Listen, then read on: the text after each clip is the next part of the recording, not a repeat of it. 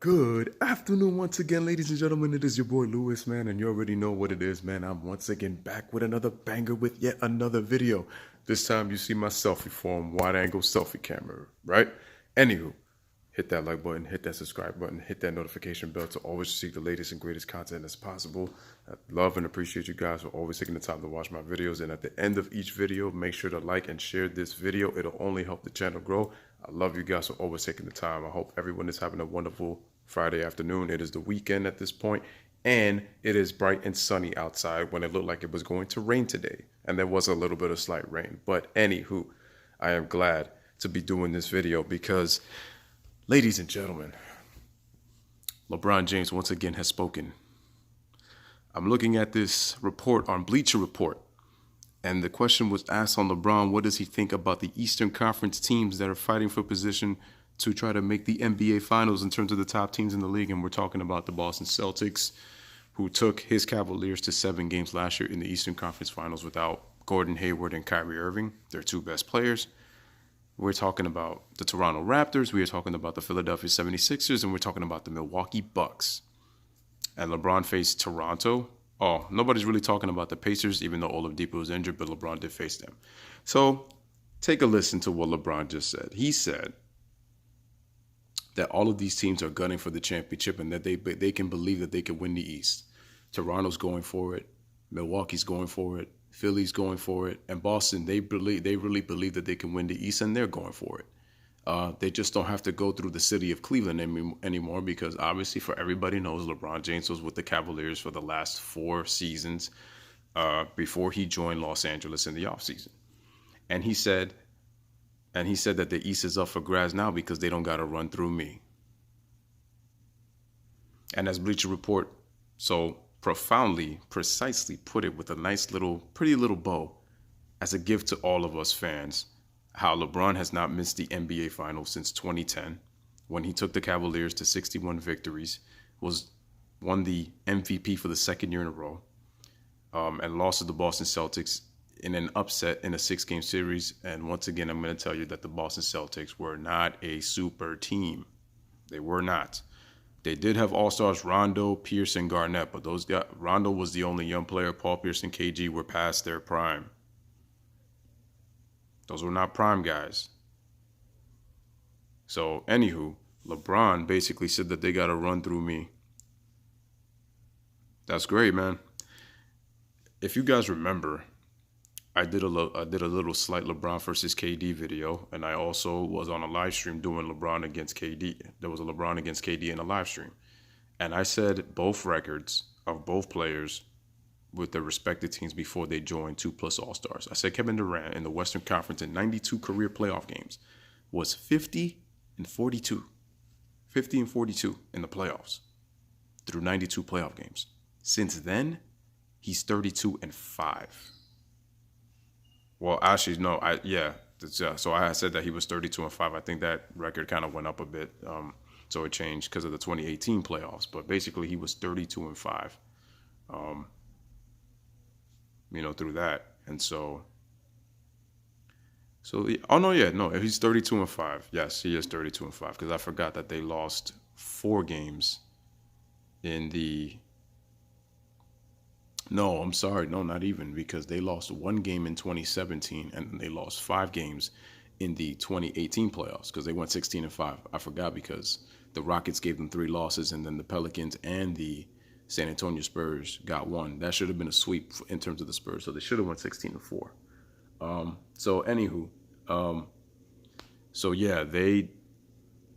KD was 32 and 5, 32 and 6 in the last 2 postseasons after going 50 and 42 before joining Steph Curry.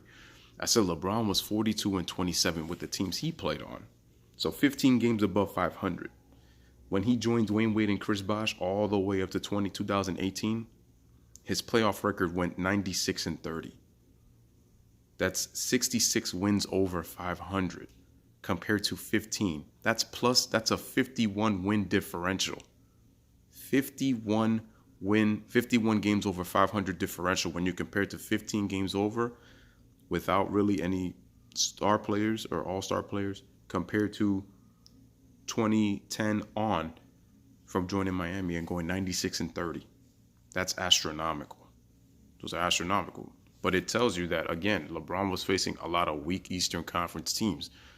See, the fact that, and this is why, again, LeBron continues to open his mouth, and I just don't understand.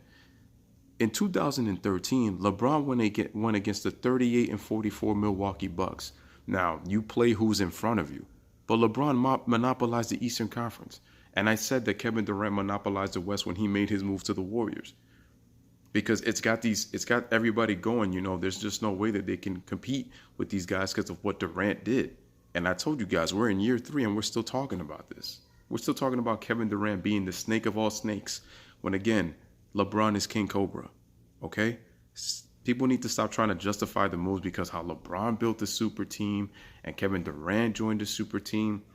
You need to keep it objective. And I said this, they're both at fault because, again, neither one of those guys won championships without 2+ All-Stars. The difference is LeBron James went back to Cleveland when he won with Kevin Love and Kyrie Irving. So he may have formed a super team, but he at least won on the team that he was drafted on, and the fact that he's from Ohio. So that's why his championship is going to be more valuable than any of the ones that Kevin Durant has. But like I said, that still, again, doesn't excuse LeBron for being on super teams. Prime super teams. Players in their prime. That's what he's done. So I don't want to hear that crap. But then he goes on to say, yeah, that they didn't have to run through the East because, I was there and all this kind of stuff. And I told you, LeBron has faced more 40-win teams in his career than probably any player in NBA history. His competition has been pretty weak. And people just still fail to acknowledge that. I know people say, you have to play who's in front of you. I get all that. But to sit here and say how LeBron is the GOAT, and LeBron owns the East because he monopolized it. He joined Dwayne Wade and stuff like that because he couldn't get past the Boston Celtics team that I told you guys. Ray Allen, Paul Pierce, Kevin Garnett, and Rajon Rondo. In 5 years together, they only won 1 championship. KG was injured, so we don't know what the 09 Celtics were going to do, but I think that they were going to be on a collision course to face the Lakers in back-to-back finals. And I think the Lakers would have beat them that second time around. 2010, they meet the Lakers, so 2 times out of 3 years, they probably would have met 3 years in a row. Who knows? And probably would have had a rubber match. So we don't know how that would have turned out. But the bottom line is that with KG's injury looming large, and again, he was not basically the same player he was in Minnesota. He wasn't. He was Defensive Player of the Year, and he could give you production on the offensive end, but that was it. Ray Allen was not. Ray Allen could do a little bit of everything, put the ball on the floor and stuff like that. He wasn't doing that as much in Boston. He became more of a spot-up shooter who occasionally put the ball on the floor. That's not Milwaukee or Seattle Supersonic Ray Allen.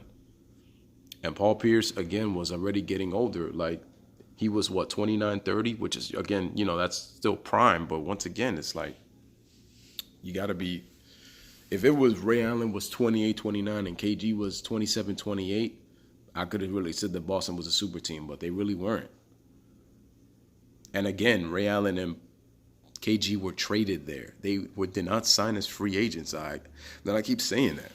But yeah, LeBron goes on and says that, he talks about the second round playoff matchups of, possibly Toronto and Philly, or Toronto and Milwaukee, or, Boston and Philly, or Boston and Milwaukee, or Boston and Toronto, depending on how the seedings are going to be. But the second round playoffs, like even if they interchange from 1 through 4, those are going to be really fun to watch, as LeBron said. LeBron, you better keep that same energy and hope that you're not watching from your house, because if the Lakers don't make the playoffs or get eliminated in the first round, you're going to be watching that second round. Yeah, it's going to be fun, but you're going to be watching it from your comforts of your own home in L.A. and Hollywood. So my thing is, LeBron is gloating about the fact that they hadn't had to go there. LeBron does own the Toronto Raptors, but let's face it, the Toronto Craptors, or the LeBronto Raptors, as I like to call them, because let's face it, Kyle Lowry is injury prone and he is not a championship point guard. And DeMar DeRozan is just an all-star player at best. He's not a superstar. If you guys remember, DeMar DeRozan is sitting here wearing Kobe's. This dude is from freaking California, idolizing Kobe Bryant, putting on Kobe. I think it was some Kobe ADs or some Kobe 11s. I just know he had a pair of Kobe's on, playing that entire series against LeBron. And what did this dude say? Oh man, if we had LeBron, we probably would have beat the Raptors too. But here you are wearing Kobe's and talking about mama mentality, but here you are succumbing to LeBron, which told me DeRozan was not the type of player. And his game, he's a good player, but he's not a superstar player. At best, he's an all-star, but not a superstar player. And I said that already. And I knew that I told you, the Raptors fans, man, I got no disrespect towards you guys, but that whole we the North BS and how things were going to be different, I told you, with that backcourt, you're not winning a championship. It just wasn't going to happen. Kyle Lowry was the same dude that took a mental break during the game. Like, I've never heard of that before. I'm not trying to disrespect him, but it was like, yo, like he mentally checked out. And if you guys remember game 1 in 2018 last year, the Raptors had a double-digit lead and got off to a good start. And what ended up happening? The Cavs came all the way back and took game 1. And did you see Lowry's face in the postgame? He already had a defeated face as in, oh, we're going to lose this series. Oh, I don't know if we could beat LeBron. And that's what LeBron had put into all these guys' minds because, let's face it, the Cavaliers were the most talented team for years. Same thing with the Miami Heat. From 2010 to 2018, LeBron was on always the more talented teams. And think about it. Why is it that, see, ever since LeBron went to South Beach and then back to Cleveland, they've had to totally reshape their rosters in order to win. And I get that you put, again, the best product on the field to win. But LeBron is talking all this smack like if it's like, oh, because I'm the one that I own the Eastern Conference. Once again, this dude has faced what, the 41-44 Washington Wizards, 41-41 New Jersey Nets. Wow, those are some real teams you beat, LeBron. Like, those are so insurmountable. The 38-44 Milwaukee Bucks, like, it's like, and then it's like, oh, but you know, look what LeBron has had to go against in the finals. And then you want to say that, oh, because of the East opponents and how LeBron has breezed through, LeBron has had insurmountable odds when he goes into the NBA Finals. LeBron is 18-31 in the NBA Finals, and he's 96-30 against the Eastern Conference since 2010. What is that telling you, ladies and gentlemen? He has not faced real competition in the Eastern Conference. In 2011, when people keep saying, oh, how he shut down Derrick Rose, of course it's going to be easy to shut down Derrick Rose. Who can Derrick Rose turn to go get a basket? Look, Derrick Rose was the only all-star on the 2011 Chicago Bulls. LeBron James's Miami Heat had Dwayne Wade and Chris Bosh, who made the all-star team the same year that LeBron James did, and Derrick Rose. And you mean to tell me that Derrick Rose didn't deserve the MVP? LeBron deserved it over him? No way. Derrick Rose did more with less that season. And I'm going to tell you again, LeBron James had the better numbers than Derrick Rose. But you cannot discredit 25-8 leading a team to 62 wins in the Eastern Conference when the Bulls were not even considered contenders entering that season under first-year head coach Tom Thibodeau. But yeah, LeBron wants to go about how he's owned the Eastern Conference. And this whole 8 straight NBA Finals narrative. Dude, your team was pretty much picked to win just about every single season. You had the most talented team. So, of course, LeBron is going to go say that. But they keep acting like if LeBron is the one spearheading all of this, not realizing the amount of teammates that he's played with throughout that 8 to 9 year stretch that LeBron has played on. And that's what, and it's like LeBron here is talking and it's like, oh, because it's got to go through me. I just want to know if LeBron's going to keep that same energy had he actually played real competition on a difficult road to the NBA Finals. Because you got teams in the West doing gauntlets out here, going through 6-7 game series against top Western Conference teams constructed that could, again, how many times, ladies and gentlemen, have we always said that the NBA Finals is in the Western Conference? We go back to 2002 when the Lakers beat the Nets and they swept them. When they faced the Sacramento Kings that year, who should have been the real 2002 NBA champions, but they screwed up. Not just the refs, the Sacramento Kings themselves screwed up. The NBA Finals was in the Western Conference Finals that year. Epic 7-game series, just awesome play. But here LeBron coming out here and saying, oh, yeah, you know, the East got to go through me. Really? Oh, my goodness. LeBron James is greatness. Great player. But the fact that he came out here I'm reading Bleacher Report and saying that all these teams have a chance now because of the fact that they don't got to go through Cleveland. Yeah, because you're not playing there. But also, let's face it, man, the NBA wasn't going to allow you to lose LeBron. So, like, come on, man, don't come with that. It's just so crazy how Kevin Durant had much tougher battles going through the Western Conference, even on the fact that he was on very talented teams. It wasn't easy for Oklahoma City. Do y'all remember 2011 when these guys were young kids and who they beat? Who did they lose to in the Western Conference Finals in 2011 when they were going through? The 57-win Dallas Maverick veteran team with Dirk Nowitzki, who beat the Lakers, who won 57 games, and beat Kobe Bryant and those boys and swept them 4-0. That same team that beat the 58-win Miami Heat team in 6 games, and LeBron James was a no-show the last, 4 to 5 games of that series? But then they want to say, oh, look what LeBron has had to gone up against. That 2011 is only really the, downfall. 2012, Oklahoma City went through the San Antonio Spurs, who had the best record in the lockout season, along with the Bulls, 50-16. How do you know that, Lewis? Oh, because I remember in the lockout there were 66 games played that year. And in the Western Conference, I believe 6 or 7 teams had at least 40 wins or more. So if you really do the math and play an 82-game schedule, you're talking 7 to 8 teams winning 50 games again. But yet the West was not difficult, and LeBron coming out here and saying, oh, the East is run through me. That's why these guys have a chance to win. This is why I keep saying that LeBron needs to just focus on his basketball team and stop talking, because you're looking foolish every time you say something. It's ridiculous, bro. It's ridiculous. Like, dude, cut it out, man. It's just things like this that makes it hard for me to want to cheer for LeBron. Like I made a video on the fact that I said LeBron wasn't clutch, and I even gave LeBron James credit last night in hitting big 3-pointers against the Boston Celtics. And even though they narrowly escaped, a win is a win, winning by 1, even on Rondo's lucky prayer, by 1. It doesn't matter. They won, and I said everybody deserves credit. But now LeBron's taking credit, saying that it's because of him that these teams have an opportunity.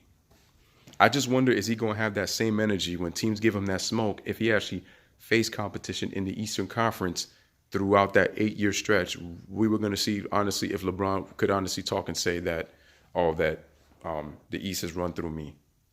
Dude, you've had it difficult, my man. You've had it difficult in the finals, but that's because your runs were pretty weak. As a matter of fact, a lot of times your teams were getting rest in Miami and Cleveland. I mean, just look at how the fact that those 2015 Atlanta Hawks that won 60 games, oh my God, the Atlanta Hawks have 4 All-Stars. What's Jeff Teague doing right now? Where's Al Horford right now? Where's Paul Millsap right now? And Paul Millsap is a good player, and he's an all-star worthy player. But look, their numbers in yesterday's NBA, they most of the time would not be all-stars. Kyle Korver got an all-star for being on that team, but he's not an all-star. He's just a 3-point shooter. He's just a 3-point shooter. It's the same thing when fans go that the Warriors are the greatest team ever assembled. And I'm going to ask you again, is Draymond making all-star teams on other basketball teams? He's making it because he plays for the Golden State Warriors. Even if Draymond is a good playmaker, is a good rebounder, and a very good defender, and their team's best playmaker other than Steph Curry. Klay Thompson, is he going to get the same open looks that he does playing with Steph Curry and the Golden State Warriors? Klay is good, and he's a borderline all-star. But as the number one guy, as the main option on a team, I doubt Klay is going to have the same looks, and his numbers might slightly dip. You have to remember, Curry has the skill set to be able to get any type of shot he wants. Klay has improved, but he's still not on the level of Steph, which is why it's so hard for a defense to guard him. But you can still guard Curry and be physical with him. That's how you could take him out of a game. But LeBron coming out here and just talking about,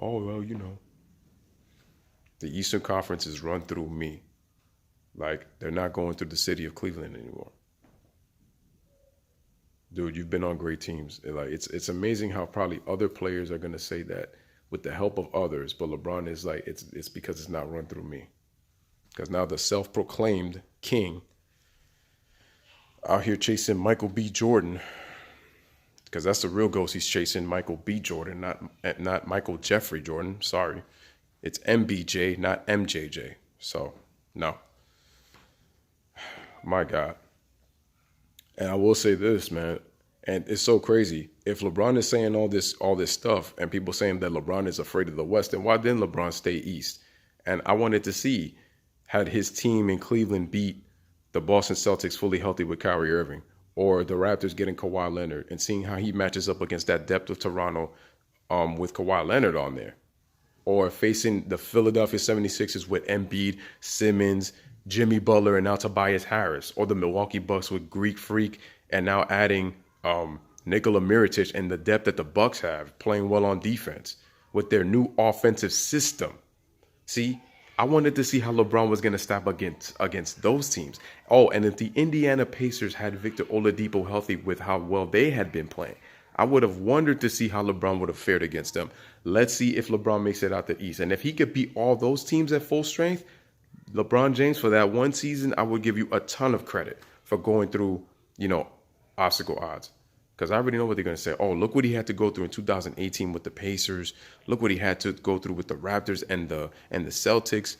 Quite honestly, if you look at the way LeBron did, he was lollygagging. Because quite honestly, the Cavaliers honestly probably could have ended those postseasons like a lot, some of them sooner. Like with the Pacers, they should have honestly won in 6 or 5. That didn't happen. It went to 7. The Raptors, next.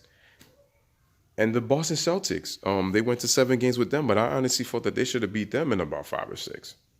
They should have, because there's nobody that can stop LeBron. And they let it go to 7. So I'm just like, I don't know about that, honestly. But so the fact that he's coming out here doing all this gloat, like pay attention to those playoff records I said, guys. 42-27 before D Wade, Bosh, Kyrie, and Kevin Love. After, 96-30.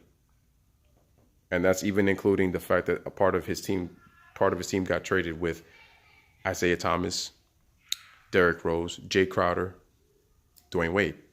Not even traded. Yeah, again, but those guys were not pretty much basically there. So that's my point. But the fact that this guy's coming out here and talking about that everything ran through him, like, my friend, you've had all this help and people keep saying you don't have enough help. And I said, for you to not be able to accomplish what you accomplished, complaining how much you own the East. This is the question I got to ask y'all. To me, LeBron, again, with the teams he's had, he's always had talented teams, and he's dominated the Eastern Conference. But the LeBron biased fanboys in the mainstream media keep acting like LeBron is dominated in the NBA. So why does Dirk Nowitzki, why does Tim Duncan on 2 occasions, why does Steph Curry and Clay and Draymond on 3 occasions, and now with KD on 2 occasions, all 8 on his plate for championships? Has LeBron really dominated his era? Again, I'm going to tell you, statistically with numbers, yes. Winning and dominating with championships, no. Because he really, truly would be the best player of his generation. Because, again, you have to be able, eye test, not only to be able to dominate statistically, but you have to be able to dominate in winning too. So the fact that you're coming with this, he had these insurmountable odds, it was pretty easy for him. You have plenty of rest, so you should be able to come out, be able to game plan, strategize. LeBron is the GOAT, right? So he should be able to do all this. Because it's like you're keeping that same energy of, Michael Jordan being swept out of the first round and being 1-9 without Scottie Pippen. But yet, again, fail to realize that LeBron has had it way too easy ever since 2010. And why do you think this guy continues to try to stack up teams? I mean, just look at this. Just look at this draft. He's got KD. He's got AD. He has Kyrie. You don't think LeBron's trying to make a super team right there and hinting at a possible super team? We don't know what's going to happen. But I'm telling you, his boy Rich Paul will be on it, and LeBron's camp, they will be on it, trust me, to try to convince those players. Even if these players say, it's already proven that they don't want to play with LeBron. Like I said, it's possible. They might think that. But you have to consider that it's possible that they're trying to get that together. Why do you think LeBron picked all those guys? And look, he'll be good for the All-Star game. He probably might even go for MVP and win another one because he did win it last year. And then he'll have 4 MVPs, the same as Kobe. Then he'll pass him in All-Star MVPs with 5. 5 is better than 4, so that means LeBron is better player than Kobe Bryant, especially in the All-Star game, right? So this is all narrative control, and it's like LeBron putting himself out there. And it's like, dude, just play basketball and focus on the Lakers. It's like you're hinting too much on the past now. It's like because you're not there, It's like, it's easy for you to say that with the fact that all these teams got better. And it's like, you didn't even stay. All these teams got better the minute you left. But they're like, oh, because LeBron was pretty much controlling the fact that these guys couldn't get better. No, that's a fail on management, because management couldn't put themselves in position better. Some things are out of their control, but you can control what you can control. So LeBron's just being too ridiculous at this point. And it's like, yo, worry about your damn team. Like, let's see if your Lakers can make the playoffs. Like, worry about that. Because if you fail to make the playoffs, oh, those second round matchups are going to be real nice sitting in your home couch while your Lakers are out of the postseason. So you'll be watching comfortably and you don't have to worry about anything. Because guess what, LeBron? You don't have to go to the rugged Western Conference to see if you can make it out of the West and into the NBA Finals. And this is why I keep telling you that the Laker players are good. They are. The fact that the media constantly flip-flops on these Laker players and say, oh, they're not good, they need to be expendable and traded. And then after one win, after beating the Boston Celtics, all of a sudden they're a finals contender. They can beat anybody but the Golden State Warriors. Newsflash, any team that can hit free throws consistently, any team that can shoot the ball well, anybody that can keep the turnovers down, anybody can be beat in the NBA when you do those things successfully. Not just the Lakers. Because now what they're doing, none of the media is doing, is they're making it seem like if the Lakers do this, they can beat everybody. Yes, they can beat anybody, but so can any other team beat the Lakers if they do the same exact things, whether they're worse or they're better. Like, what kind of nonsense is that? Once again, controlling the narrative. See? Controlling the narrative. It's just honestly, it's preposterous, man, with the stuff that these guys come out with. But anywho, this is your boy Lewis once again checking in with another video. Let me know what you guys think about LeBron's comments saying that the East was all great. Now that it's a lot of competition now because it's not running through me. The East runs through me because these guys have all of a shot at going to the NBA championship and winning the Eastern Conference, all because I'm not there and it doesn't have to go through Cleveland. So yes, Cleveland are the defending Eastern Conference champions, but LeBron, along with that team, is not there. And once again, when LeBron comes to your team, the team has to change in terms of players you have to bring in even before he arrives. On top of that, when he leaves, teams change. They don't stay the same. And it's always when LeBron is there. Look at that. They even said it, how the Lakers are 22-15 with James. Well, what about when LeBron and Rondo and Kuzma and Lonzo, like when they all play together, what's their playoff record? I just find it funny that it's always just without LeBron. Like if LeBron is... It's a one-man roster. When there's rosters, 12, maximum 15? Come on, guys. Like, let's be real. But anywho, let me know what you guys think in the comments. This is your boy Lewis checking back in with yet another one. Hit that like, subscribe, hit the noti. Man, I love and appreciate you guys, man. Have a wonderful Friday afternoon, man. This is your boy Lewis checking back in, man. Bless up, one love. Let me know what you guys think in the comments. Make sure to like and share this video, man. Peace, y'all. Love y'all. Thanks for watching.